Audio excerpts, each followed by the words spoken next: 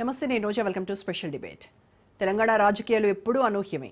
ఇప్పుడు తెలంగాణ రాజకీయాలను ఎమ్మెల్యేల అనర్హత అంశం షేక్ చేస్తోంది. పార్టీ ఫిరాయించినటువంటి 10 మంది ఎమ్మెల్యేలపై వేటు వ్యవహారంపై సుప్రీంకోర్టు మంగళవారం తుది తీర్పిచ్చే అవకాశం ఉండటంతో జంపింగ్ జపాంగులు కలవరపడుతున్నారు. ఏం జరగబోతోందో అనే టెన్షన్ ఫీల్ అవుతున్నారు. ఫిరాయింపు వ్యవహారం పాతదే, కానీ ఎమ్మెల్యేలు వ్యవహరించిన తీరు మాత్రం ప్రతి సందర్భంలోనూ చర్చించుకోవాల్సి వస్తోంది. ఎందుకంటే రాజకీయాల్లో రోజురోజుకు విలువలు దిగజారుతున్న తరుణంలో ప్లేట్ ఫిరాయించిన ఎమ్మెల్యేల అంశం చర్చనీయాంశం అవుతోంది. సుప్రీం టెన్షన్ పైనే ఇవాల్టి స్పెషల్ డిబేట్. ప్రజా తీర్పును కాదని తెలంగాణ అసెంబ్లీ ఎన్నికల తర్వాత బీఆర్ఎస్ నుంచి గెలిచిన 10 మంది ఎమ్మెల్యేలు కాంగ్రెస్ కండువా కప్పుకున్నారు.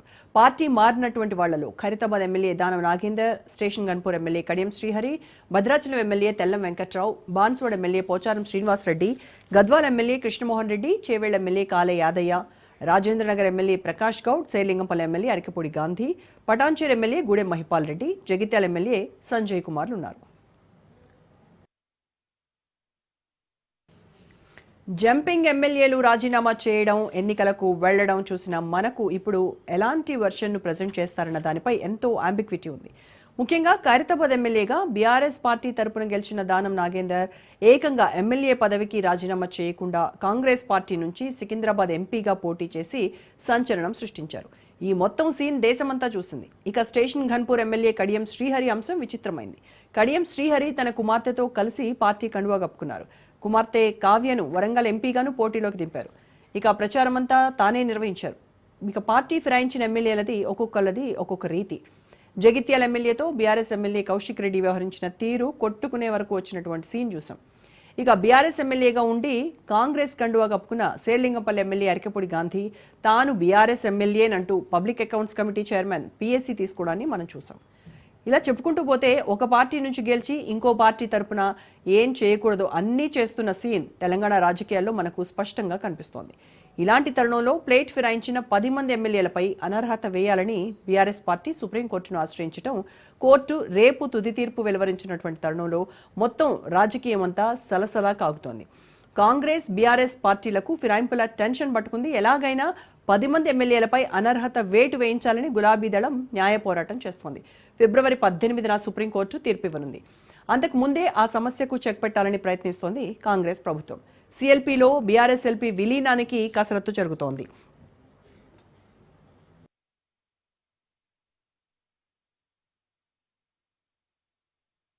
ఇక మరికొందరు బీఆర్ఎస్ ఎమ్మెల్యేలపై సీఎం రేవంత్ కన్నేసినట్టుగా కూడా తెలుస్తోంది. బీఆర్ఎస్ కు 38 మంది ఎమ్మెల్యేలు ఉన్నందున వాళ్లలో 2/3 అంటే 26 మందిని చేర్చుకుంటే బీఆర్ఎస్ ఎల్పీ విలీనం పూర్తవుతోంది.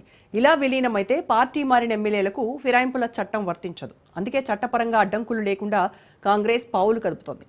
మరో 16 మంది వస్తే కారు పార్టీ ఖేల్ఖతం అంటున్నాయి గాంధీ భవన్ వర్గాలు.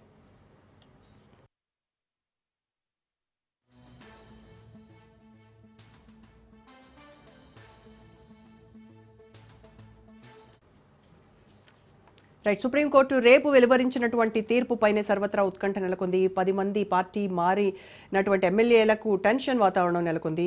మరి దీనిపైన ఇవాళ డిబేట్లో మనం డిస్కస్ చేద్దాం. డిబేట్లో పార్టిసిపేట్ చేస్తున్నారు తాడు శ్రీనివాస్ గారు, బీజేపీ నాయకులు. నమస్కారం అండి. నమస్తే. అలాగే కపిలవాయి దిలీప్ కుమార్ గారు, మాజీ ఎమ్మెల్సీ, కాంగ్రెస్ నేత. నమస్కారం అండి దిలీప్ కుమార్ గారు. నమస్కారం. అండ్ లక్ష్మణ్ గారు జాయిన్ అయ్యారు, బీఆర్ఎస్ లీగల్ సెల్ నాయకులు. నమస్కారం లక్ష్మణ్ గారు. నమస్తే అండి. అండ్ బండారు రామ్మోహన్ గారు, రాజకీయ విశ్లేషకులు. నమస్కారం సార్. నమస్కారం. సో ముందుగా దిలీప్ కుమార్ గారితో మాట్లాడదాం. దిలీప్ కుమార్ గారు, అంటే రేపు సుప్రీంకోర్టు తీర్పు ఎలాగూ మనం కొద్ది గంటల్లోనే ఉత్కంఠకు తెరపడనుంది, రిజల్ట్ వచ్చేస్తుంది అనుకోండి. బట్ ఇన్ కేస్ కనుక అనర్హత సంబంధించి అనుకూలంగా వస్తే ఏం జరగబోతుందంటారు రాష్ట్రంలో?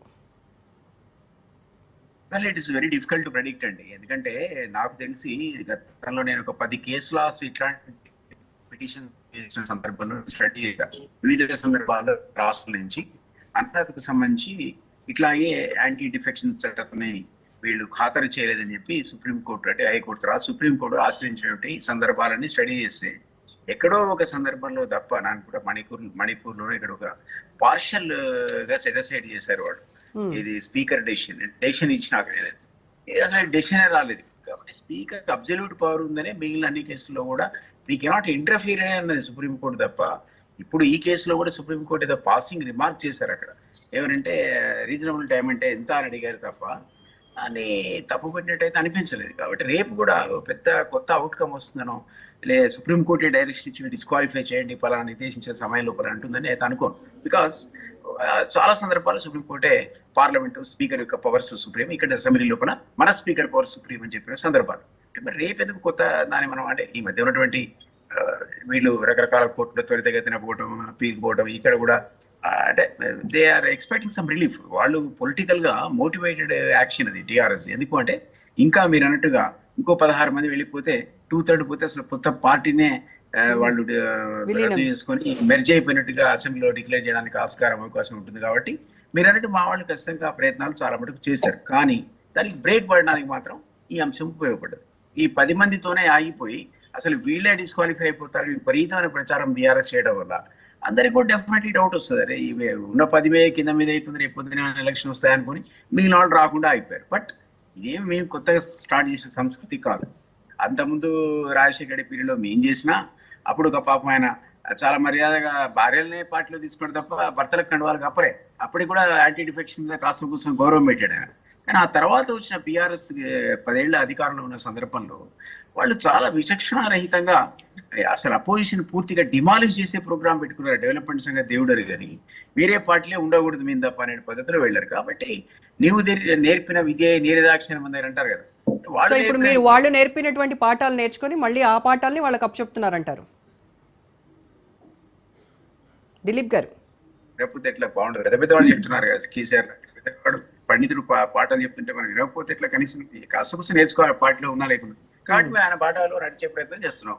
సపోజ్ రేపు సుప్రీంకోర్టు మీరు అన్నట్టుగా వీళ్ళని డిస్క్వాలిఫై చేసేయండి పలానా 3 months 2 months అందా అనుకున్నాం. అప్పుడున్నటువంటి పరిణామాలు డెఫినెట్ గా కాస్త కూర్చో భిన్నంగా ఉంటాయి. బట్ బీఆర్ఎస్ కొత్తగా లాభిస్తుందని అయితే అనుకోను. ఎందుకంటే ఎమ్మెల్యే ఎలక్షన్స్ లో 39 మంది గెలుచుకున్నటువంటి టీఆర్ఎస్ అందులోంచి 10 మంది ఇటు మైగ్రేట్ కాగా మిగిలిన వాళ్ళు ఏదైతే ఎంపీ టైం వచ్చే వరకల్లా అబ్సల్యూట్ 0 వచ్చింది వాళ్ళకి. సో అట్లాంటి వాతావరణం ఇంకా పెద్దగా మార్పు ఏం రాలేదు. ఐ డూ అగ్రీ కొద్దిగా మా హామీలు ఇంప్లిమెంటేషన్ లో కాస్త ఆలస్యం అయి ఉండొచ్చు, మాకున్న ఆర్థిక ఇబ్బందుల వల్ల ఏదో మాకు అటు ఇటుగా అన్న డేట్కు ఇటు హామీలు నెరవేర్చలేకపోవచ్చు. కానీ ఇప్పటికిప్పుడు పెద్దగా పబ్లిక్ లో నెగటివ్ వచ్చేంత ఆస్పెక్ట్ ఇప్పుడు బీఆర్ఎస్ మండల పోటీలో నిలబడితే వాళ్ళని గెలిపించే పెద్ద అట్మాస్ఫియర్ ఏర్పడ్డదని నేత అనుకోను. కాబట్టి వీ కెన్ ఓన్లీ స్పెక్యులేట్. రేపు అనేది మీరు అన్నట్టు కొద్ది గంటల్లో ఈ ఉత్కంఠకు తెరపడుతున్న విషయాన్ని కూడా అదే స్పెక్యులేషన్స్ లో బీఆర్ఎస్ వాళ్ళు కూడా ఉన్నారు. ఖచ్చితంగా 10 అసెంబ్లీ స్థానాల్లో మళ్ళీ ఉప ఎన్నిక ఉండబోతోంది. ఒక్క సీట్ కూడా కాంగ్రెస్ పార్టీకి రాదు అని మేము రాసిస్తామని చెప్పేసి వాళ్ళు చాలా కాన్ఫిడెంట్ గా చెప్తున్నారు. మేడం కేసీఆర్ అనేవాడు పాపం సీఎం ఉన్నప్పుడు కూడా ఎన్నడూ సరిగ్గా బయటికి రాలేదు. ఆయన పార్లమెంట్ ఎలక్షన్స్ లో అన్ని కాన్స్టిట్యూన్సీస్ తిరిగే ప్రయత్నం చేసి చాలా గంటాపతిగా చెప్పాడు, చూసుకోండి ఎన్ని సీట్లు మాకు వస్తున్నాయో, కాంగ్రెస్ కంగు తినాల్సిందే అన్నాడు. ఏం జరిగింది? ఏమీ జరగాల, 0 వచ్చింది. సో ఇవన్నీ ఎవరైతే పిటిషనర్లో వాడికి ఆ మాత్రం కాన్ఫిడెన్స్ అయితే ఉండాలి కదా. How can you fight this case? I don't think వాళ్ళకి అనుకూలంగా వస్తుంది. నేనైతే అనుకోను. బట్ ఆఫ్ కోర్స్ నేను కూడా స్పెక్యులేటివ్ చేస్తున్నా. కానీ ఇదరుకున్న ప్రెసిడెంట్ కేసెస్, గతంలో ఉన్నటువంటి ప్రెసిడెంట్ కేసెస్ నేను స్టడీ చేశా కాబట్టి నాకు తెలిసి సుప్రీంకోర్టు ఇంటర్ఫియర్ కాదు అన్నది నా అభిప్రాయం.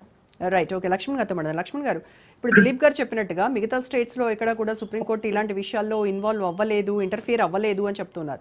అదే సిచ్యువేషన్ కనుక ఇప్పుడు రేపు కనుక ఇన్ కేస్ రిపీట్ అయితే, ఇన్ కేస్ ఓకే, అప్పుడు ఏంటి పరిస్థితి? అంటే ఇక్కడ క్లియర్ గా మనం ఒకటి దిలీప్ సార్ అన్నట్టు కొన్ని అంటే అన్ని స్టేట్లలో ఇవ్వలేదు అనేది అవాస్తవం అండి. అంటే చాలా జడ్జిమెంట్స్ లో సుప్రీంకోర్టు ఇచ్చిన సందర్భాలు ఉన్నవి. అదేవిధంగా హైకోర్ట్స్ కూడా డిస్క్వాలిఫికేషన్ అంటే పార్టీ ఫిరాయింపుల చట్టానికి ఎగనెస్ట్ గా పార్టీ మారినప్పుడు, అంటే మెజారిటీ ఎమ్మెల్యేస్ పార్టీ మారినప్పుడు, కొందరే మాత్రం మారినప్పుడు చాలా సుప్రీంకోర్టు కానీ హైకోర్టు జడ్జిమెంట్స్ క్లియర్ చెప్పి అంతేందుకు ఇప్పుడు ఈ BRS party on behalf of BRS party Vijay Sen Reddy గారు జడ్జిమెంట్స్ కూడా విత్ ఇన్ 4 weeks లో యాక్షన్ అంటే స్పీకర్ కు డైరెక్షన్ ఇవ్వడం జరిగింది. ఒకవేళ నిజంగా మీరు ఇప్పుడు ఏదైతే పార్టీ మారి పార్టీకి రిజైన్ చేయకుండా పార్టీ మారిన ఎమ్మెల్యేలు ఎవరైతున్నారో వాళ్ళని మీరు వాళ్ళ మీద యాక్షన్ తీసుకోమని బీఆర్ఎస్ పార్టీకి హైకోర్టును ఆశ్రయించినప్పుడు విజయసేన్ రెడ్డి గారు క్లియర్ గా మన స్టేట్ లో చెప్పడం జరిగింది. అది మనం చూసినాం. అంటే స్పీకర్ కు డైరెక్షన్ ఇవ్వడం జరిగింది. స్పీకర్ మీరు ఇమీడియట్ గా యాక్షన్ తీసుకోండి, లేదంటే అదే జరిగింది కదా లక్ష్మణ్ గారు. ఈవెన్ మన రాష్ట్రంలో కూడా అదే జరిగింది కదా. స్పీకర్ త్వరగా టైం బౌండ్ పెట్టుకోండి, ఈ టైంలోగా మీరు ఏదో ఒక నిర్ణయం తీసుకోవాలి, ఎందుకు డిలే చేస్తున్నారు చేస్తున్నారు అని కూడా క్వశ్చన్ చేసింది సుప్రీంకోర్టు. ఇప్పుడు దాన్నే సుప్రీంకోర్టులో ఛాలెంజ్ చేయడం జరిగింది. సుప్రీంకోర్టు కూడా అదే మనం ఫస్ట్ ఆర్గ్యుమెంట్ జరిగినప్పుడు కూడా సుప్రీంకోర్టు క్లియర్ గా చెప్పడం జరిగింది. Why are not taking any decision, అంటే డిసిషన్ తీసుకోమంటుంది తప్ప మీరు ఏం తీసుకుంటారో that is the your choice. కానీ నిర్ణయం మాత్రం తీసుకునే అధికారం స్పీకర్కు ఉంటుంది. అది పార్టీ ఫిరాయింపుల చట్టం స్పీకర్ సంబంధించి కొన్ని రూల్స్ అండ్ రెగ్యులేషన్స్ ఉంటాయి. వాళ్ళు నిర్ణయం తీసుకోవాలి ఇన్ ద లిమిటేషన్ టైంలో. తీసుకున్నప్పుడు కోర్టులు కూడా సర్టెన్ డైరెక్షన్స్ ఇచ్చే జడ్జిమెంట్స్ కూడా ఉన్నాయి. ఆ జడ్జిమెంట్స్ కూడా మేము హైకోర్టులో కావచ్చు, సుప్రీంకోర్టులో కావచ్చు ప్రస్తావించడం. ఇలాంటి అంటే ఇప్పుడు మీరు దానం నాగేందర్ గారు ఉన్నారు, అంటే పార్టీకి రిజైన్ చేయకుండా వేరే పార్టీలోకి వెళ్ళి అక్కడ ఎంపీగా కంటెస్ట్ చేస్తూ అదే పార్టీలో కొనసాగడం అనేది this is violation of the party ఫిరాయింపుల చట్టం క్లియర్ గా మనకు అర్థమవుతుంది కదండి. Right, okay Srinivas. కాబట్టి సుప్రీంకోర్టులో కూడా అంటే ఈ పార్టీ వీళ్ళ మీద సేమ్ అనంత్ రెడ్డి గారు ఇచ్చినటువంటి జస్టిస్ అనంత్ రెడ్డి గారు ఇచ్చినటువంటి జడ్జిమెంట్ నే కోర్ట్ చేస్తూ సేమ్ విత్ ఇన్ 4 weeks లో కావచ్చు, 6 weeks లో కావచ్చు డిసిషన్ తీసుకోమని చెప్పే అవకాశం ఉంటుందని మాకు అనిపిస్తుంది సుప్రీంకోర్టు. అండ్ మోరోవర్ లక్ష్మణ్ గారు ఇంకొక విషయం కూడా రైజ్ చేశారు దిలీప్ గారు. మీరు నేర్పిన విద్యే, నీవు నేర్పిన విద్యే నీరజాక్ష, మీకు మళ్ళీ అదే పాఠాలు మళ్ళీ తిప్పి అప్పచెప్తున్నాము. అంటే గుడ్ స్టూడెంట్ గా ఉండాలి కదా, మరి నేర్చుకున్నది మళ్ళీ రిపీట్ చేయాలి కదా, మీకు చెప్పాలి కదా అని చెప్పేసి అని అంటున్నారు. అంటే మీరు చేస్తేనేమో కరెక్ట్, ఎదుటి వాళ్ళు చేస్తేనేమో అది రాంగ్, వాళ్ళపైన అనర్హత పిటిషన్ వేయాలని మీరు కోర్టులను ఆశ్రయిస్తారా? మేడం క్లియర్ ఒకటి గమనించాలి మనం. ఇక్కడ మెజారిటీ ఎమ్మెల్యేస్ ని జాయిన్ చేసుకోవడం కేసీఆర్ గారు చేశారు. అది లీగల్ గా పార్టీ ఫిరాయింపుల చట్టానికి ఎక్కడ కూడా వైలేట్ చేయలేదు. నిజంగా వైలేట్ చేసినప్పుడు ప్రతిపక్షం ఇలాగే కేసు ఇప్పుడు బీఆర్ఎస్ పార్టీ ఆశ్రయించినప్పుడు వచ్చినట్టు వాళ్ళు హైకోర్టును ఆశ్రయించాల్సి ఉంది. వాళ్ళు ఎక్కడికి వెళ్ళలేరు కాబట్టి ఇక్కడ అన్యాయం జరిగింది. మా పార్టీలో గెలిచి వేరే పార్టీలో అంటే నిజంగా జెన్యున్ గా వాళ్ళు రిజైన్ చేసి అక్కడికి వెళ్ళాల్సింది. ఇప్పుడు బీజేపీ వాళ్ళు చేస్తారు, మనం సమర్థిద్దాం బీజేపీని. బీజేపీలో వచ్చిన ఎమ్మెల్యేలు కావచ్చు, ఇప్పుడు ఈటల రాజేందర్ గారు కావచ్చు, సో రిజైన్ చేసి అక్కడికి వెళ్ళి అక్కడ గెలవడం జరిగింది. This is the fair practice, fair politicians. కాబట్టి అది ఫాలో కావట్లేదని మా లీగల్ ఫైటింగ్ అండి. ఓకే, మరి ఇప్పుడు రేపు కూడా అదే జరగబోతుంది అని చెప్తున్నారు. 2/3 మెజారిటీ కనుక వెళ్తే ఈ పార్టీ ఫిరాయింపుల చట్టం వర్తించదు. కాబట్టి రేపు జరిగేది కూడా అదే, ఖచ్చితంగా బీఆర్ఎస్ ఎల్పీలో విలీనం, కాంగ్రెస్ పార్టీలో విలీనం చేస్తారు అని చెప్తున్నారు. లేదు అంటే ఇంకా ఇప్పటి వరకు విలీనం చేయడానికి మెజారిటీ ఎమ్మెల్యేస్ అది లేరు కాబట్టి వాళ్ళు అంటే ఆ రకంగా వెళ్తున్నారు. నిజంగా లీగల్ డిఫెండ్ చేయాలి వాళ్ళు. నిజంగా వాళ్ళు తప్పు చేయనప్పుడు స్పీకర్ డిసిషన్ ఎందుకు తీసుకోవట్లేదండి? స్పీకర్ ఎనీ డిసిషన్ ఏదో ఒక డిసిషన్ నిర్ణయం తీసుకోవాలి కదా. స్పీకర్ కే సర్వాధికారాలు ఉన్నప్పుడు స్పీకర్ ఎందుకు నిర్ణయం తీసుకోవట్లేదు? బీఆర్ఎస్ పార్టీ కౌశిక్ రెడ్డి గారు కావచ్చు, కేటీఆర్ గారు కావచ్చు కంప్లైంట్ చేశారు కదా. కంప్లైంట్ మీద యాక్షన్ తీసుకోవాలి కదా, అట్లీస్ట్ ఆ పిటిషన్ డిస్పోజ్ చేయాలి కదా. హైకోర్టు డైరెక్షన్ కూడా వాళ్ళు ఫాలో కాకుండా దాన్ని కాలయాపన చేయడం అనేది దిస్ ఇస్ ద లాను కూడా వాళ్ళు వైలేట్ చేస్తున్నట్టు మనకు కనబడుతుంది. రైట్, ఓకే శ్రీనివాస్ గారు. సో బీజేపీలోకి మాత్రం పార్టీ మారినటువంటి ఎమ్మెల్యేలు ఖచ్చితంగా రిజైన్ చేసి మళ్ళీ గెలిచారు కాబట్టి అది అందరికీ ఆమోదయోగ్యము. బట్ ఇక్కడ జరుగుతోంది ఇది ఎక్కడ కూడా పార్టీ మారి ఒక పార్టీ పైన గెలిచినటువంటి వాళ్ళు ఇంకొక పార్టీలోకి మారిపోవడము, అభివృద్ధి పేరుతో మా నియోజకవర్గం అభివృద్ధి కోసం మేము పార్టీ మారుతున్నాం అని చెప్పి ఒక చిన్న ట్యాగ్ లైన్ యాడ్ చేయడము, వేరే పార్టీలోకి జంప్ చేయడము, ఇదంతా అసలు ఎలా చూడాలంటారు? అసలు యాక్చువల్గా మీరు అంటే అడ్వకేట్ కూడా కాబట్టి యాంటీ డిఫెక్షన్ లా అసలు ఏం చెప్తుంది శ్రీనివాస్ గారు? యాంటీ డిఫెక్షన్ లా మన రాజీవ్ గాంధీ గారి టైంలో వీటికి బాధితులు గాయారాం అనేది భారతదేశంలో మొదటి నుండి ఒక పెద్ద ఫేమస్ కొటేషన్ రావడం కూడా జరిగింది. రాజీవ్ గాంధీ గారి టైంలో కూడా దీన్ని పీక్ గా అతను చాలా ఇబ్బంది పడ్డప్పుడు ఈ చట్టాన్ని 1985లో 10th షెడ్యూల్లో వాళ్ళు పెట్టినారు. 52nd అమెండ్మెంట్ అనుకుంటా, 52nd అమెండ్మెంట్. సో ఆ రోజు 10th షెడ్యూల్లో దీన్ని పెట్టడం జరిగింది. సో అంటిల్ అన్లెస్ 2/3 మెజారిటీ కాకుండా ఏ విధంగా వచ్చినా కానీ అది యాంటీ డిఫెక్షన్ వర్తిస్తుంది అనే విధంగా కాన్స్టిట్యూషన్ మార్చుకున్నాం. కానీ దీంట్లో సరే మన చట్టాలు ఎప్పుడు కూడా టీత్లెస్ ఉంటాయి కొంత మేరకు. ఇండియన్ చట్టాలు మొత్తం కూడా కొంత టీత్లెస్ అయినా ఉంటాయి, లేకపోతే ఆ రోజు బ్రిటిష్ కలోనియల్ లాస్ చట్టాలన్నా కంటిన్యూ అవుతుంటాయి. ఇది situation of our Indian rule of law. రెండోది ఏంటంటే ఇక్కడ యాంటీ డిఫెక్షన్ లోనే ఈ మధ్య కాలంలో చర్చింపబడుతున్నది ఇది మణిపూర్ ఏదైతే సంఘటన ఎమ్మెల్యే మార్పు జరిగినప్పటి నుండి కానీ లేదా మహారాష్ట్ర కేసు షిండే గారి కేసులు జరిగినప్పుడు కానీ లేదా స్పీకర్ యొక్క తాత్సారం పైన కూడా కోర్టులు ఇన్వాల్వ్ కావద్దా అనే దాని మీద కూడా పెద్ద ఎత్తున చర్చ జరిగింది.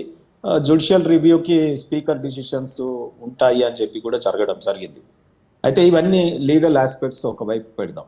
రెండోది ఏంటంటే రాజనీతి, రాజధర్మం, లేదంటే రాజకీయం. ఇప్పుడు జరుగుతున్నదంతా రాజకీయం. అదే ఇందులో రాజధర్మం ఉందా లేకపోతే నేతిని వెతుక్కోవడం అనేది ఈ రోజులలో మాత్రం చాలా కష్టం. అయితే ఇక్కడ రెండు జరుగుతున్నాయి. నేను ఇప్పుడు పొలిటికల్ గా నేను ఏం చెప్పదలుచుకున్నా అంటే, నేను ఆనాడు టీవీలలో కూడా చెప్పాను. ఈవెన్ కేసీఆర్ గారికి కూడా చాలా దగ్గర వ్యక్తులతో ఒక మాట అన్నాను. అన్న ఇప్పుడు ఫిరాయింపులను అంటే నా బాధ ఆ రోజు ఉద్యమకారుడిగా, పార్టీలో సీనియర్ నాయకుడిగా, ఈ కొత్త వాళ్ళందరూ ఉద్యమంలో పనిచేయని వాళ్ళు, పార్టీకి సేవలు అందించని వాళ్ళు, ఈ పెట్టుబడిదారులు వాళ్ళు వీళ్ళు వచ్చి డైరెక్ట్ మంత్రులు అవుతా ఉన్నారు. సో ఆ సిచ్యువేషన్ లో మేము కొంత బాధపడ్డాం. మేమేమనుకున్నాం అంటే, తెలంగాణ ఉద్యమం అప్పుడేమో తెలంగాణ రాష్ట్ర సాధన కోసం పోరాడినాం. సరే, రాజకీయాలలో ఇన్నేళ్లు కొట్లాడిన రాష్ట్రం వచ్చింది, ఇప్పుడు ఫక్త్ రాజకీయ పార్టీ అంటుండు. ఇక మేము అందరం ఎన్టీ రామారావు గారి టైంలో తెలుగుదేశంలో ఎట్లయితే కొత్త నాయకులు, ఎమ్మెల్యేలు, మంత్రులు అయినారు, ఆ రకంగా రేపు మేము అందరం కూడా మంత్రులు అయిపోతాం, ఎమ్మెల్యేలు అయిపోతాం అని కలలు కన్నాం కొంత మేరకు. సో అటువంటి దశలో ఈ పార్టీలో బీటీ బ్యాచ్, యూటీ బ్యాచ్ అని రావడం జరిగింది ఆ బీఆర్ఎస్ లో, ఎట్లయితే టీఆర్ఎస్ ని బీఆర్ఎస్ గా మార్పు జరిగిందో. సో అట్లనే తన మార్పు ఎట్లయితే ఎంత ఊసరవెల్లిలాగా మారిందో, ఈ రోజు ఆ ఊసరవెల్లిలాగా పార్టీలే మారినప్పుడు దాంట్లో అది రిజార్ట్స్ అనుకుందాం, ఊసరవెల్లులకు రిజార్ట్స్ గా మారినప్పుడు దాంట్లోకి వచ్చేటి అన్ని ఏముంటాయి, ఊసరవెల్లులే ఉంటాయి కదా. సో డెఫినెట్ గా నేనంటే కొంత హ్యూమర్ టచ్ కోసం చెప్తా ఉన్నా, మన డిబేట్ ఇంకొద్దిగా కొంత ఉండడానికి చెప్తా ఉన్నా. నేనేమంటున్నానంటే, ఇక్కడ ఈ ఫిరాయింపులు ఆ రోజు నేను ఇచ్చినటువంటి కొటేషను చాలా భయంకరంగా మా అధినాయకుల వారికి చెప్పడం ఏం జరిగిందంటే, నేటి ఫిరాయింపులు రేపటి ఫిరంగులై వెళ్తాయి మన మీదకే అన్నా. సో అది మీ టీవీ డిబేట్లలో చాలా వీటిలలో మా రామ్మోహన్ రావు గారు, దిలీప్ అన్న కూడా వచ్చినట్టున్నారు కొన్ని డిబేట్లో ఈ డైలాగ్ కొట్టినప్పుడు ఏమైందంటే, ఇప్పుడు నిజమే జరిగింది కదా. ఆ రోజు ఫిరాయింపులు అన్ని ఇలా మన వీరి మీదకే వెళ్తా ఉన్నాయి కదా, కేసీఆర్ గారి మీదకి. వారు ఏ రకమైనటువంటి అంటే ఎండ్ల పుట్టిన వాళ్ళు అందులోనే చేస్తారు అన్నట్టు ఈ తెలంగాణలో మనకు సామెత అంటా ఉంటారు. అంటే కత్తి పట్టినోడు కత్తితోనే, తుపాకీ పట్టినోడు తుపాకీతోనే, ఎట్లా ఏ దీంట్లో ఉంటే దాంట్లో పోతారు అన్నట్టుగా ఇవాళ ఫిరాయింపులని చాలా పచ్చిగా నిసిగ్గుగా ప్రోత్సహించిన ఏమంటే ధీరుడు, 80,000 పుస్తకాలు చదివి సుదీర్ఘమైన అనుభవం కలిగిన పెద్ద రాజకీయ నాయకుడు, చరిష్మాటిక్ నాయకుడు, నా ఫోటో పెట్టుకుంటే గెలుస్తారు, నా బీఫామ్ ఉంటే చాలు అనుకున్నట్టు ఆయన కూడా ఆ రోజు ఫిరాయింపులను ప్రోత్సహించి ఎంత నిర్లజ్జగా అంటే, ఏ బీఫామ్ మీదనైతే కాంగ్రెస్ పార్టీ బీఫామ్ మీద గెలిచిన ఆయనని డైరెక్ట్ తీసుకొని డైరెక్ట్ మంత్రి పదవి ఇచ్చేసారు. ఒక్కరిని కాదు, 2, 3, 4 ఇచ్చినట్టున్నారు. సో ఆ రకంగా గంత రాజకీయమైనటువంటి వ్యభిచారానికి ఒడగొడినటువంటి నాయకులు ఈ రోజు గగ్గోలు పెట్టి కోట్ల చుట్టూ తిరగడమే నాకు హాస్యాస్పదంగా కనిపిస్తుంది. రెండోది నేనేమంటా ఉన్నానంటే, ఇప్పుడు ఇంకా ఈ నాటకము చాలా జనరంజకంగా ఉంటది. నా హైపోథెటికల్ నా ఊహనైతే నేను అనుకుంటున్నాను, డైరెక్ట్ హరీష్ రావు గారు ఆధ్వర్యంలో రేపు కాంగ్రెస్ పార్టీకి ఒక 4 మంత్రులు మాట్లాడుకుని అవన్నీ పెండింగ్ ఊకనే పెట్టారండి. రాజకీయాలలో కొంత అనుభవం, బయటికి చర్చలు రాకపోవచ్చు కానీ Congress party wait and see policy గురించే మంత్రి పదవులను ఖాళీగా పెట్టి రేపు రాబోయే కాలంలో నేను అనుకుంటున్న హరీష్ రావు గారి ఆధ్వర్యంలో ఏక్నాథ్ షిండే లాగా పుట్టుకొచ్చేసి పార్టీ మారి తర్వాత తనే బీఆర్ఎస్, నేను నిజమైన బీఆర్ఎస్ అని చెప్పి ఆ కారు గుర్తు కానీ, ఆ బీఆర్ఎస్ పార్టీ కానీ, ఆ అకౌంట్స్ కానీ, ఆ తెలంగాణ భవన్ కానీ రేపు జరిగేటటువంటి ఆస్కారం మాత్రం చాలా క్లియర్ గా కనిపిస్తా ఉంది. ఇది నా యొక్క జ్యోతిష్యం అనుకోండి, పొలిటికల్ ఇంకోటి అనుకోండి. బీఆర్ఎస్ పార్టీ మొత్తం హరీష్ చేతిలో ఆధ్వర్యంలో వచ్చే, ఎందుకంటే ఎమ్మెల్యేలు కానీ వీళ్ళు కానీ కొంత ప్రజలలో కానీ కంపారేటివ్లీ మిగతా వాళ్ళకంటే, ఎందుకంటే ఒక ఆయన రేస్లలో ఇరుకుతా ఉన్నాడు, ఇంకొకరు మీకు తెలుసు కేసులలో కేసులలో వీటల్లో ఉన్నారు. ఆ తర్వాత కేసీఆర్ గారు అయితే ఫామ్ హౌస్ కే పరిమితమైనారు. మరి ఈ సిచ్యువేషన్ లో కాస్మెటిక్ లీడర్ కేటీఆర్ గారిని కొంత మేరకు అంత సరి అయిన స్పందన రావట్లేదు. కాబట్టి నేను అనుకుంటున్నా చాలా బీఆర్ఎస్ పార్టీ రేపు కారు గుర్తుతో సహా, అంటే తెలుగు రాష్ట్రాలలో కొంత మేరకు గతంలో తెలుగుదేశం పార్టీది రిపీట్ అయ్యే అవకాశం ఉంటుంది అని నేను అనుకుంటున్నా. సో సేమ్ అదే విధంగా జరుగుతా, అంటే ఇది ఇంతవరకు ఎక్కడ కూడా ఇది ఈ ఊహకు తట్టట్లేదు. అందరూ ఏదో 10 మంది వస్తారు, ఇంకా ఏదో ఫ్రాక్షన్ వస్తుంది, 2/3 అయిపోతుంది, చేరిపోతారు, అది జరగవచ్చు. మాట్లాడి పెట్టుకున్నాడు రేవంత్ రెడ్డి గారు. ఏంటంటే చాలా హుషారుగానే ఎంతసేపు ఇప్పుడు కేసీఆర్, కేటీఆర్, రేవంత్ రెడ్డి ఆడుతున్నది ఏంటంటే ఓన్లీ రాజకీయమే తప్ప ప్రజల యొక్క వెల్ఫేర్ కానీ ఈ దేశం రాష్ట్రం అభివృద్ధి గురించి కానీ వారి మైండ్లు ఇక్కడ పెట్టట్లేదు. ఎంతసేపు వాళ్ళది చెస్ గేమ్ అంతా కూడా రాజకీయ పరమైన, నేను పెద్ద అన్నాడు కదా నేను లేస్తే మామూలుగా కొట్ట కదా అని ఆయన, నువ్వు మామూలుగా కొట్టవు నిజమే, నువ్వు 60 నువ్వు ఏది ఆఫ్ కొడతావు ఫుల్ కొడతావు అని ఆయన, అంటే ఈ మాటలతోని కాలయాపన అయితే ఒకటి ఇక్కడ ఒక క్వశ్చన్ ఏంటంటే శ్రీనివాస్ గారు, మీరేమో అక్కడ నుంచి అసలు బీఆర్ఎస్ కార్ పార్టీ గుర్తుతో సహా ఇటువైపు వచ్చేస్తారు, హరీష్ నేతృత్వంలో అంతా ఇక ముందు రాజకీయం అంతా జరుగుతోంది అని చెప్తున్నారు. చూడండి, ఈ అవకాశాలు ఎక్కువ ఉన్నాయి. అందరి ఊహాగానాలు తలకిందులైపోయి కొత్తది రాజకీయంగా కేంద్ర మంత్రి బండి సంజయ్ ఇవాళ కరీంనగర్ లో చేసినటువంటి వ్యాఖ్యలు ఎలా చూడాలంటారు? అంటే ప్రభుత్వం ఉంటుందో ఉండదు, ఊడిపోతుందో తెలీదు, అలాంటి పరిస్థితుల్లో ఇప్పుడు కాంగ్రెస్ పార్టీ ఉంది, కాంగ్రెస్ ప్రభుత్వం ఉంది అని ఆయన చేసిన కీలక కామెంట్స్ ఎలా చూడాలి మరి? అదే ఇప్పుడు నేనేమంటున్నా, రాజకీయాలు డైనమిక్స్ అండి. ఇప్పుడు మా బండి సంజయ్ గారు చెప్పిందైనా జరగవచ్చు, లేకపోతే నేను ఊహించిందైనా జరగవచ్చు, కాదని మనం ఎక్కడ ప్రిడిక్ట్ చేయలేము. సో రాజకీయాలు డైనమిక్. ఇప్పుడు మేము అన్నట్టే జరుగుతుందా, వాళ్ళు అన్నట్టే జరుగుతుందా అంటే దేర్ ఇస్ ఎ స్కోప్. ఇది జరిగితే చెప్పండి, మన లీగల్ కేసులు ఏం చేస్తాయి? ఇప్పుడు నేను చెప్పిన విధానంలో వస్తే తప్పకుండా చాలా క్లియర్ అన్నట్టు. సో డెఫినెట్ గా ఇప్పుడు ఇంట్లో ఈజీగా సునాయాసంగా ఏవో కొన్ని గొడవలు అయితే జరుగుతున్నట్టుగా సమాచారాలు బయటకు వస్తా ఉన్నాయి. సో నేను ఒక అంటే ఈ డిబేట్ లో ఒక కొత్తది నా పొలిటికల్ క్యాలిక్యులేషన్ ముందు పెడదామని చెప్పి పెట్టాను. ఎందుకంటే మా ఇద్దరు అన్నలు దిలీప్ అన్న, రామ్మోహన్ అన్న కూడా వచ్చారు కాబట్టి కొంత ఓపెన్ అప్ అయిపోయి ఒక వేరే ఒక రకంగా నేను దీన్ని మాట్లాడుతా ఉన్నాను. బాధపడతా ఉన్నారు, అది నేను తర్వాత చెప్తాను. అనేక రకమైనటువంటి మానసిక రుగ్మతలతో బీఆర్ఎస్ పార్టీ కొట్టుమిట్టాడుతుంది. రేవంత్ రెడ్డి గారు ఏమో తన సీటు తన సీనియర్లతో ఎసరు పెడతారా, లేకపోతే ఇటు మొత్తం ఈ ఫ్రాక్షన్ వచ్చి రేపు ఏమన్నా రాహుల్ గాంధీతో డైరెక్ట్ మాట్లాడుకొని కూడా హరీష్ రావు గారు ఢిల్లీకి 2-3 సార్లు పోయినారు. రాహుల్ గాంధీతో డైరెక్ట్ మాట్లాడుకొని ఇంకేమైనా జరగవచ్చు. సరే, మనం కానప్పుడు ఈ కేసుల నుండి, ఈ ట్యాపింగ్, ఈ అవినీతి సొమ్ము, ఈ ఆస్తులు అన్ని కాపాడుకోవాలంటే కేసీఆర్ గారే హరీష్ రావు రూపంలో చెలోరాబాయ్ మన పార్టీ ఎట్లయినా ఉండాలి, నువ్వే సీఎం మాట్లాడుకోపో రాహుల్ గాంధీతో ఢిల్లీలో వారు మాట్లాడి కూడా రేవంత్ గారిని దించేసి ఆ ఉన్న 30 మందితోని ఈయనే సీఎం అయ్యే అవకాశాలు కూడా ఉంటే సీనియర్స్ దానికి మద్దతు కూడా ఇవ్వచ్చు. సో ఏదైనా జరగచ్చు, ఏమో గుర్రం ఎగరవచ్చు అంటారు. రైట్, అయితే మీ క్యాలిక్యులేషన్స్ కరెక్ట్ అవుతాయా? బండి సంజయ్ చేసినటువంటి క్యాలిక్యులేషన్స్ ఏం జరగబోతుంది అనేది రామ్మోహన్ గారి వెర్షన్ తీసుకునే ముందు డిబేట్ లో ఒక్క నిమిషం మళ్ళీ టైం ఇస్తాను, మీకు టైం ఇస్తాను.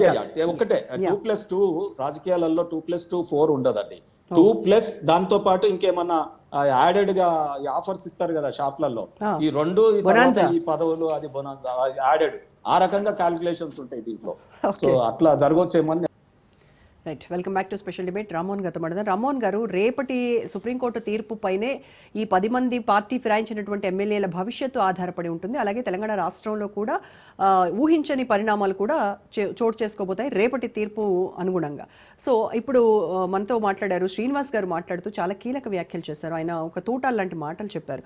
నేటి ఫిరాయింపులే రేపటి ఫిరంగులు అవుతాయి అని చెప్పారు. అలాగే ఇప్పుడు ఇది చూస్తే కూడా రాజకీయాల్లో నేతి బీరకాయలో నెయ్యి, ఈ 2 కూడా అసాధ్యమేమో అనిపిస్తూ ఉంది. ఎందుకంటే ఈ పార్టీ వాళ్ళు గతంలో అధికారంలో ఉన్నప్పుడు ఏం చేశారో ఇప్పుడు వాళ్ళ దగ్గర నుంచే నేర్చుకొని మేము కూడా అదే పాఠాలు మళ్ళీ చెప్తూ ఉన్నాము వాళ్ళకి అని చెప్తున్నారు. అంటే ఈ ఫిరాయింపులకు సంబంధించి వాళ్ళు చేస్తే కరెక్ట్, వీళ్ళు చేస్తే తప్పు, లేదు ఈ వైస్ వర్సా ఇలాగే నడుస్తూ ఉంది తప్ప దీనికి సంబంధించి ఒక కన్క్లూషన్ మాత్రం ఎండమావిలాగా ఉంది. ఏమంటారు? మీకు దిలీప్ గారికి, అట్లాగే లక్ష్మణ్ గారికి, శ్రీనివాస్ గారికి నమస్కారం. రాజనీతి ప్రేక్షకులు కూడా దిలీప్ గారితో పూర్తిగా ఎక్కడుతున్నాను. నేను న్యాయవాదిని కనుక రేపు జరిగిపోయేది ఏముండదు పెద్దగా. నా ఉద్దేశం ఏంటంటే, రేపు కోర్టు ఏమంటదంటే సమయం సరిపోలేదండి. వ్యాఖ్యలకు కోర్టు తీర్పుకు బాగా తేడా ఉంటుంది. మాకు చాలాసార్లు సుప్రీంకోర్టు ప్రధాన న్యాయమూర్తి కూడా ఏమన్నారంటే, మీరు హైకోర్టులలో, చిన్న కోర్టులలో కూడా మీరు వ్యాఖ్యలు చేయకండి, అనవసర వ్యాఖ్యలు చేసి మరి దానికి కట్టుబడ్డ తీర్పులు కూడా ఇవ్వకండి. అందుకని రేపు తీర్పు అంటూ ఏముండదు. రేపు వస్తే ఏమంటారంటే, కనీసం తగిన సమయం అంటే ఏదో నిర్ణయించుకున్నారా లేదా, ఇప్పుడు మమ్మల్ని నిర్ణయించమంటారా అన్నారు కనుక నిర్ణయిస్తే సమయం నిర్ణయిస్తారు. కానీ రాజ్యాంగ సంక్షోభం రాకుండా స్పీకర్ అధికారాలను అట్లా కాపాడతారు. ఇప్పటి వరకు దేశంలో ఎక్కడ కూడా స్పీకర్ అధికారాలను మన కోర్టులు గుంజుకున్న సందర్భం ఎప్పుడు లేదు, ఇప్పుడు ఉండదు కూడా నేను అనుకుంటాను. అందుకనే తీవ్రంగా అంతెందుకు, ఇప్పుడు కోర్టు ధిక్కరనే కదా వరకు చెప్పారు, 4 వారాల్లో తేల్చండి అని హైకోర్టు తీర్పు ఇచ్చిన తర్వాత, హైకోర్టు సూచన ఇచ్చిన తర్వాత 4 వారాలు 40 వారాలు అయింది, ఎందుకు తీర్చలేదు? చూస్తున్నాం కదా.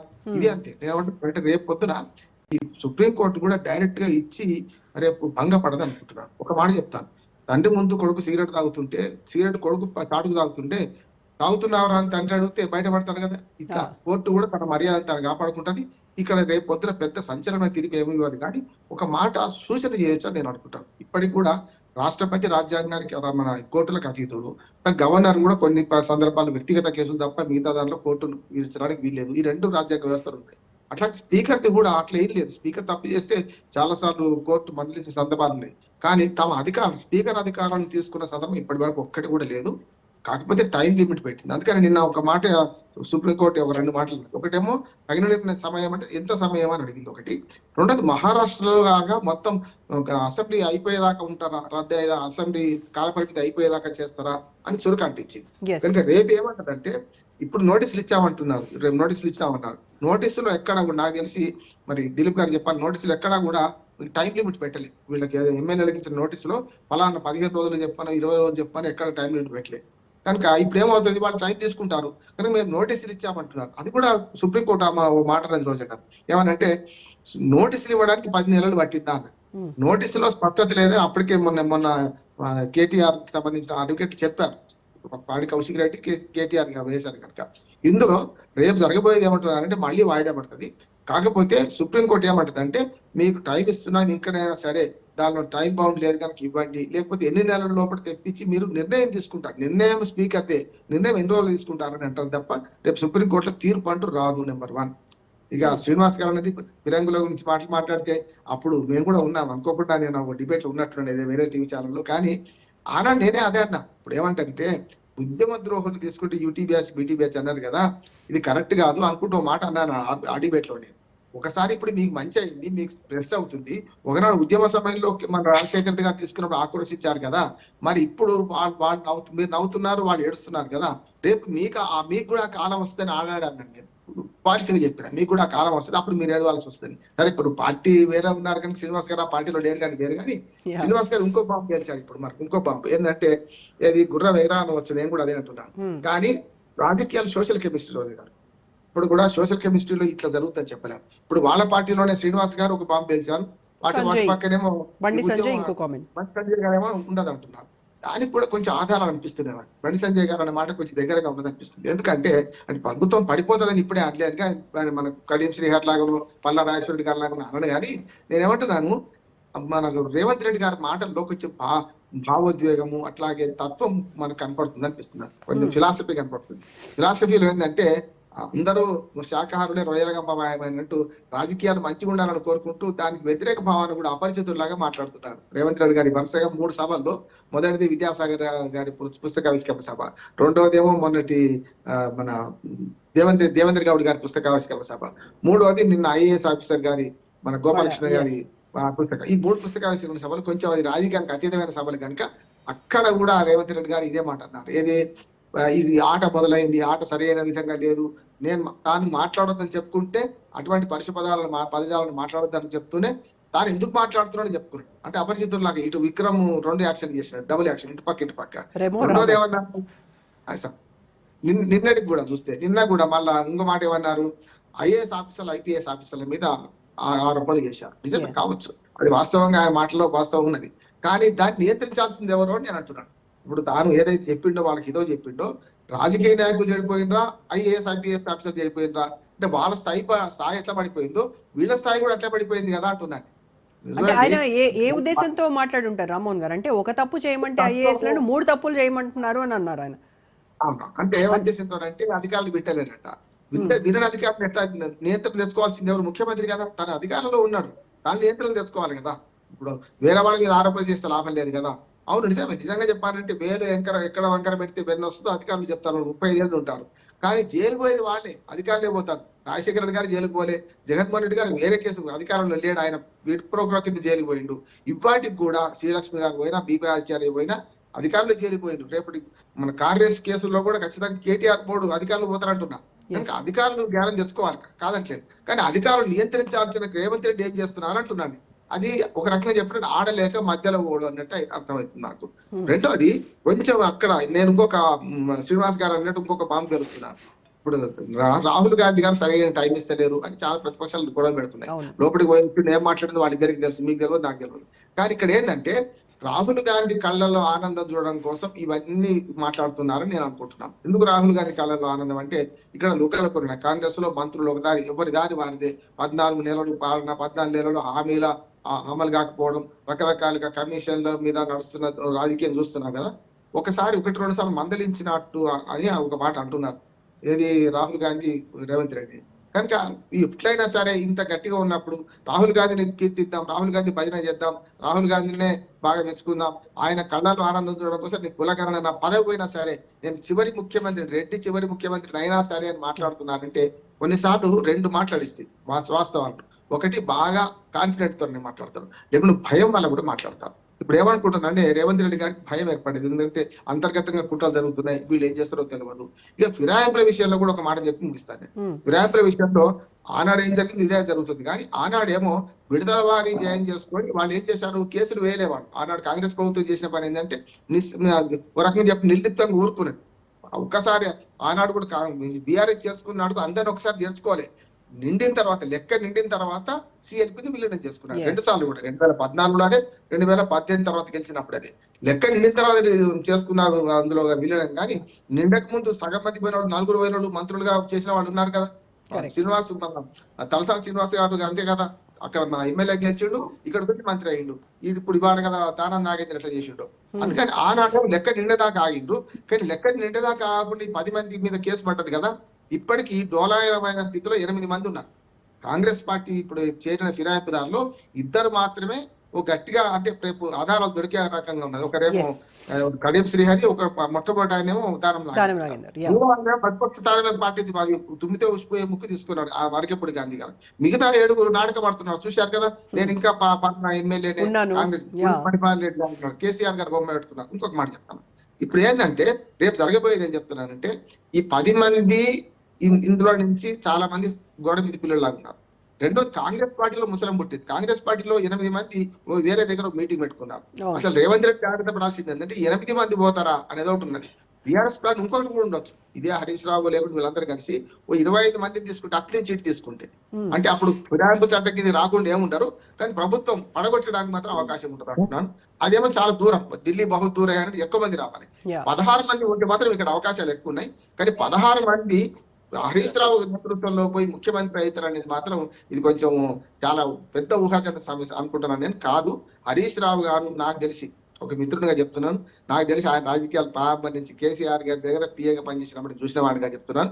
ఆయన మామ బతికుండగా ఎలాంటి ఇటువంటి పనులు చేయడు. ఎప్పుడు చేస్తే అంటున్నానంటే ఆయన తర్వాత అందరూ దాని పుట్టినరోజు శుభాకాంక్షలు జరుపుకుంటున్నాను కనుక ఆయన గురించి అనొద్దు మన పెద్ద ఆయన. కానీ ఆ తర్వాత కేసీఆర్ తరం తర్వాత మాత్రం కేటీఆర్ వర్సెస్ హరీష్ రావు పెడితే ఖచ్చితంగా పార్టీలో మన హరీష్ రావుకే ఉంటది. అది జనం అనుకుంటున్న మాటలు ఇద్దరి మధ్యన. కనుక బండి సంజయ్ గారు అనుకున్నది ఏదైతే అంటుండేదో అది ఎక్కువ వాస్తవమే అవకాశం ఉంది. కేసీఆర్ గారు రిటైర్ అయినాక ఛాన్స్ ఉంటది కదా రామ్మోహన్ అన్న, కేసీఆర్ గారు రిటైర్ అయినాక ఉంటది కదా, ఉంటది కదా. మరి ఇప్పుడు రిటైర్డే కదా 1 year నుంచి వస్తారండి, వస్తానని చెప్తున్నారు జనంలోకి. లేట్ గా వచ్చినా లేటెస్ట్ గా వస్తానని చెప్తూ ఉన్నారు, వాళ్ళు సంకేతాలు ఇస్తున్నారు. అందరు ప్రతిపక్షాలు కూడా అంటుంది ఏంటంటే 1 year దాకా ఆగమన్నాడు, 14 ఏళ్ళు ఆగిండ్రు. ఇవాళ వచ్చి ఏం పొడి చేస్తాడు ఏం నేను చెప్పలేను. రాజకీయాలు చాలా సోషల్ కెమిస్ట్రీ, ఎప్పుడేం జరుగుతుంది చెప్పలేము. కానీ వాళ్ళ ప్రభుత్వం మీద అసంతృప్తి ఉన్నది పథకాల అమల్లో కానీ వీటిల్లో. రేపు స్థానిక ప్రభుత్వ ఎన్నికలు వేరుగా ఉంటాయని నేను అంటున్నాను. స్థానిక ప్రభుత్వాలు 2 రకాలు ఉంటాయి రోజు గారు. ఒకటేమో ప్రభుత్వానికి అనుకూలంగా ఉండొచ్చు, లేకపోతే పూర్తి వ్యతిరేకంగా ఉండవచ్చు. అందుకని పంచాయతీ ఎన్నికలు లిట్మస్ టెస్ట్ గా ఉంటాయి అనుకుంటే అది కూడా వాయిదా పడ్డది. ఇప్పుడంతా ఎన్నికలు కేల్కతం దుకాణం బంద్, 6 నెలలు ఇట్లా మనకు కొట్టుకు అంతగానే ఏం లేదు. అంతే. ఓకే దిలీప్ గారు, సో బండి సంజయ్ చేసిన కామెంట్స్ చాలా అంటే ఆసక్తి రేపుతున్నాయి. అట్ ద సేమ్ టైం ఏం జరుగుతుందనే ఉత్కంఠను కూడా రేపుతూ ఉన్నటువంటి పరిస్థితి. నిజంగా కనుక కాంగ్రెస్ ప్రభుత్వం ఉంటుందా ఊడుతుందా ఈ రకమైనటువంటి డైలమాలో పెట్టారు. అంటే ఏం జరుగుతుంది, ఏదైనా జరగవచ్చు అని కూడా చెప్తూ ఉన్నారు. మీ కాన్ఫిడెన్స్ ఏంటి, ఏం జరుగుతుందని, ఏం జరగబోతుంది, ఏం జరగదు అని అనుకుంటున్నారు? ఒకటి ఆల్రెడీ బండి సంజయ్ గారి కంటే ముందు లక్ష్మణ్ గారు కూడా అంత పెద్ద స్థాయిలో ఉన్న నాయకుడు కూడా మాట అన్నాడు, ఇది ఎలక్షన్స్ అయిపోయినాక చూడండి ఇది ఉత్తనే పడిపోద్ది గవర్నమెంట్ అని. అంత పెద్ద లక్ష్మణ్ గారు అన్నప్పుడు కూడా ఏం జరగలేదు. ఆ తర్వాత 10 మంది బీఆర్ఎస్ మా దగ్గరికి వచ్చారు అడిషనల్ గా బోనస్ లాగా. సో ఇప్పుడు రేపు పొద్దున సుప్రీంకోర్టు కనుక టైం లిమిట్ పెట్టే ఆస్కారం లేదు, speaker may consider at the earliest అన్నది అనుకోండి, ఇంకా 16 మందిని ఎవరు ఆపలేరు. సో అది ఇంకా స్ట్రెంథన్ చేస్తుంది. కాబట్టి అంత ఈజీగా బీజేపీకి నిజంగానే 30 మంది ఉన్నారు అంటే ఆ తర్వాత ఇట్లాంటి మీరు అన్నట్టుగా ఆస్కారం అవకాశం మా దగ్గర నుంచి వాళ్ళసి ఉంటుందేమో, కానీ అసలు ఉన్న బీఆర్ఎస్ కొలాప్స్ అవుతుంది, బీజేపీకి ఉన్నది 8 మంది. ఈ పరిస్థితిలో పార్టీ మారాల్సిన అవసరం జనరల్గా కాంగ్రెస్ లో రామ్మోహన్ గారు అనేది కరెక్ట్. జనరల్గా ఎవరి వ్యవహారం వాళ్ళదే, ఎవరి శైలి వాళ్ళదే, ఎవరికి వాళ్ళు నేనే ముఖ్యమంత్రి స్థాయి అనుకోవడం సహజంగా చాలా ఇళ్ళ నుంచి వస్తూ ఉంటుంది, ఏం కొత్త విషయం కాదు.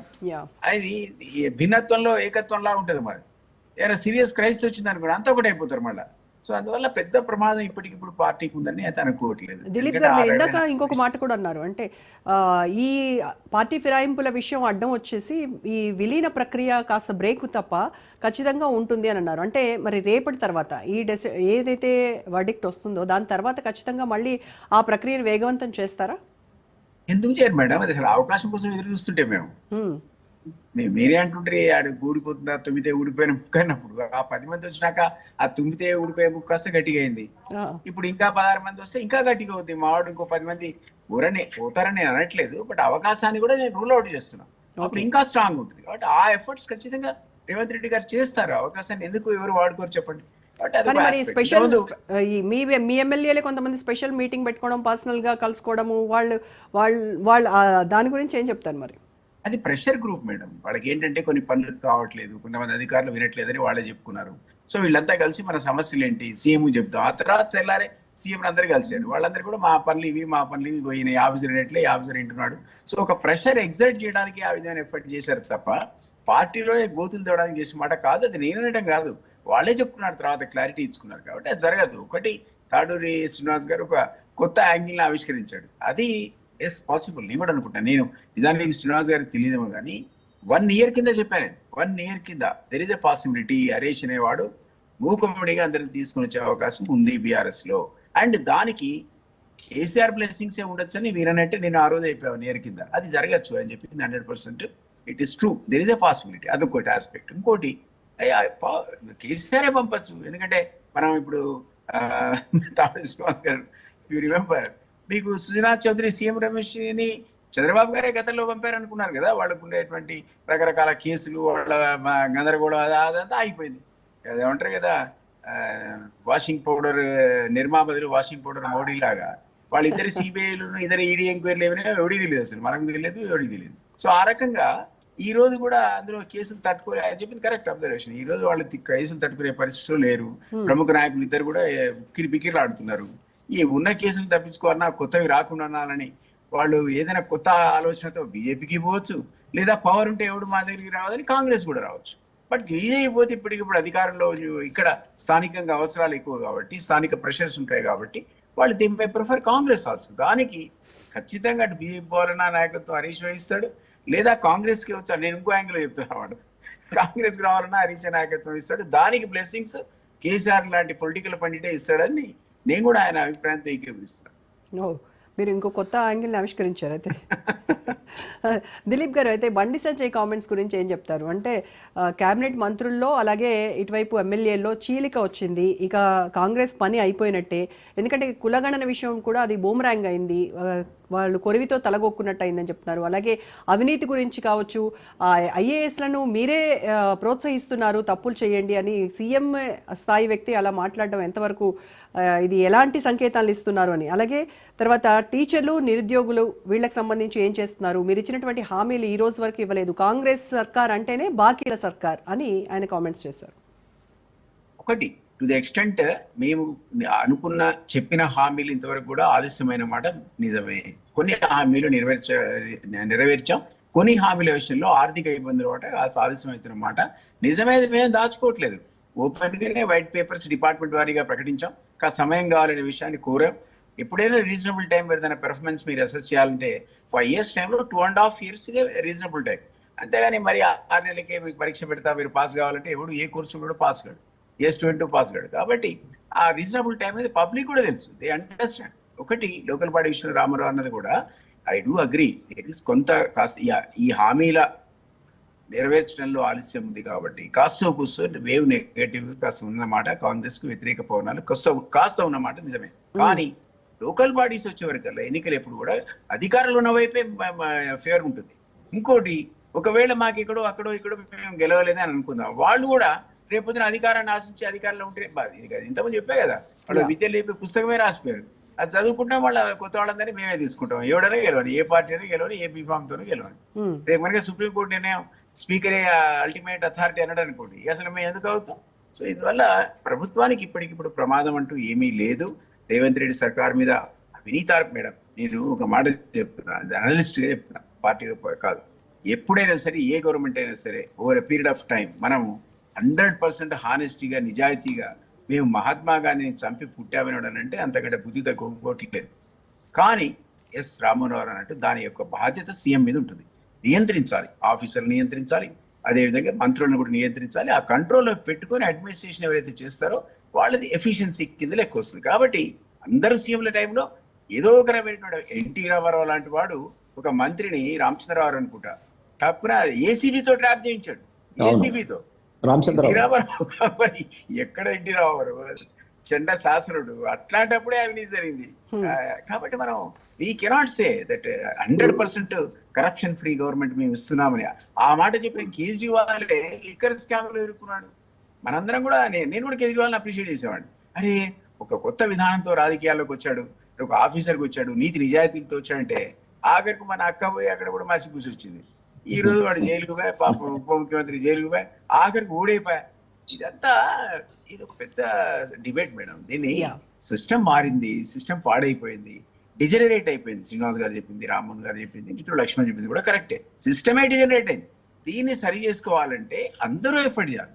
సామాన్యుడు కూడా నా రోల్ ఏంటి సొసైటీలో అనుకోవాలి, పాలిటీషియన్ అనుకోవాలి, ఆఫీసర్లు కూడా వెన్నెముకతో ఉన్న ఆఫీసర్లు ఉండాలి, ఉన్న వాళ్ళకి అప్రిషియేషన్ రావాలి, పొలిటికల్ లీడర్స్ లో కరప్షన్ తగ్గాలి. ఇదంతా కూడా పెద్ద డిబేట్ ఇది. ఆ సొసైటీ కోసం అన్ని పార్టీలు కూడా ఆలోచించాలి. ఏ విధమైనటువంటి ఎన్నికలు వస్తున్నాయి, ఎవరెవరిని ఎన్నుకుంటాము, అసలు ఈ వ్యవస్థ ఎందుకు దిగజారుతున్నది, ఇట్స్ బిగ్ డిబేట్. మీరు ఇంకో సందర్భంలో పెట్టండి.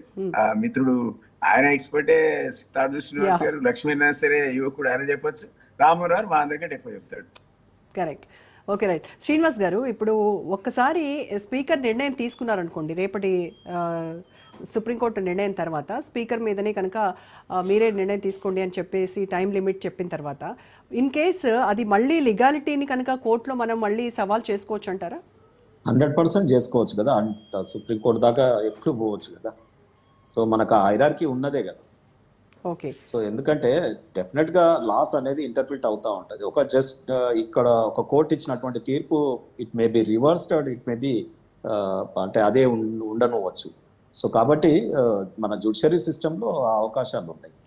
రెండోది ఏంటంటే ఇండియన్ జ్యుడిషియరీలో డిలే జస్టిస్, డినైడ్ జస్టిస్ అని అంటాం, కానీ మనం డిలే అనేది కామన్. ఇప్పుడు ఇంత మాట్లాడుతున్నాను నేను, ఒక మాట అంటే చెప్పకూడదు, సరే ధైర్యం చేసి చెప్తా ఉన్నా. కానీ ఇప్పుడు consumer court law with in ఈ 90 days లో ఇది చేసేయాలి, లేకపోతే ఇప్పుడు కోర్టులలో కూడా ఇన్ని రోజులలో తీసేయాలంటారు. ఇప్పుడు ఒక్కొక్కటి 20-30 ఏళ్ళ నుంచి పెండింగ్ ఉండి డిలే జస్టిస్, డినైడ్ జస్టిస్ అనేటి కోర్టులలోనే టైం తాత్సారం అవుతా ఉంది కదా, వాయిదాల మీద వాయిదాలు. ఇక స్పీకర్ ఎంత చెప్పండి, ఇంకా ఈయనకి ఇంటెన్షన్ ఉంటుంది, కోర్టులకు ఇంటెన్షన్ ఉండదు. అన్ఇంటెన్షనల్గానే అక్కడ విక్టిమ్స్ కి పాపము సంవత్సరాలు చచ్చిపోయినాక తీర్పులు వస్తున్నాయి. మొన్ననే నేను అంటే ఈ మధ్యన కోర్టుకు పోతున్నా, కొద్దిగా ఇది ఉండి, సో హైకోర్టులో మొన్న ఒక జడ్జి గారు కామెంట్ చేస్తా ఉన్నారు. ఏమన్నారంటే, ఒక ఎంప్లాయీ కేసు వచ్చింది, అది సింగరేణి సంథింగ్ ఎంప్లాయీ కేసు వస్తే దాంట్లో జడ్జి గారు కామెంట్ ఏంటంటే, ఆల్రెడీ రిటైర్మెంట్ వయసుకి ఇంకొక 8 నెలలే ఉందా బాబు, నేను ఇప్పుడు కూడా తీర్పు చెప్పకపోతే ఎట్లా, ఇంకా దీన్ని పోస్ట్ పోన్ చేస్తున్నారు అని లాయర్లను అక్కడ అంటా ఉన్నాడు. అంటే చెప్పండి ఇక ఏ రకంగా ఉన్నాయి. కరెక్ట్. సో అంటే ఒక స్పీకర్నే తప్పుబట్ట, ఇంకా స్పీకర్ కు మోటివ్ ఇంట్రెస్ట్, లేకపోతే వెస్టెడ్ ఇంట్రెస్ట్, లేకపోతే ఏదో మోటివ్ ఉంటుంది.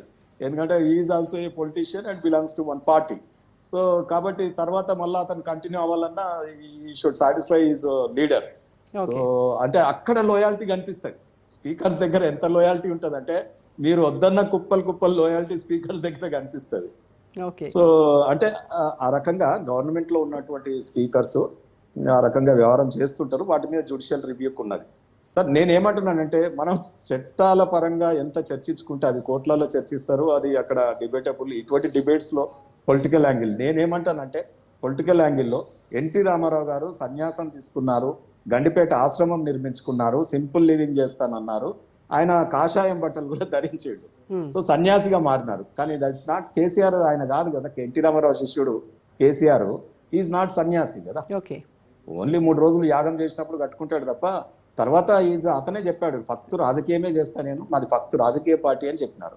ఎస్, సో ఆయన గేమ్ ఏముంటది, జనరల్ గా ఇప్పుడు బయటకు వెళ్ళి ప్రతిపక్ష నాయకుడిగా ఎండల తిరిగి ప్రజల దగ్గరికి పోయి ఈడ ఏమైంది ఆడేమైంది తెలుసుకునేంత ఆ ఓపికలు లేవు, ఆ అవసరము లేదు. ఆయన పొలిటికల్ గేమ్ మాత్రమే జనరంజకంగా ఆడగలుగుతాడు. రైట్. దట్స్ నేను దగ్గరగా ఉండి చెప్తా ఉన్నా. సో పొలిటికల్ గేమ్ ఇప్పుడు ఏమై ఉంటుంది, రేవంత్ రెడ్డి గారికి షాక్ ఇవ్వాలి. రేవంత్ రెడ్డి గారికి షాక్ ఇవ్వాలంటే ఏం చేయాలి, సో ఇక్కడ అధికార మార్పు, ఆయన ముఖ్యమంత్రి పీఠంకి వెళ్ళిపోవాలి. ముఖ్యమంత్రి పీఠం పోయినాక ఎవరు ఆయన చెప్తే వినేటటువంటి ఎవరో ఒకరిని పెట్టాలి. సో ఆయనకు అనుకూలంగా ఉండే వాళ్ళని పెట్టాలన్నప్పుడు ఈయన ఏం చేస్తాడంటే, ఇప్పుడు కుటుంబం మీద విరక్తి వచ్చింది అనేది వారికి రిపోర్ట్స్ అందినాయి కేసీఆర్ గారికి. కింద అంటే ఒక్క ఇంట్లోనే 3 పదాలు, ఒక దిక్కు కవిత గారు, ఓ దిక్కు సంతోష్ గారు, ఓ దిక్కు వినోద్ గారు, ఓ దిక్కు కేటీఆర్ గారు, ఓ దిక్కు హరీష్ రావు గారు.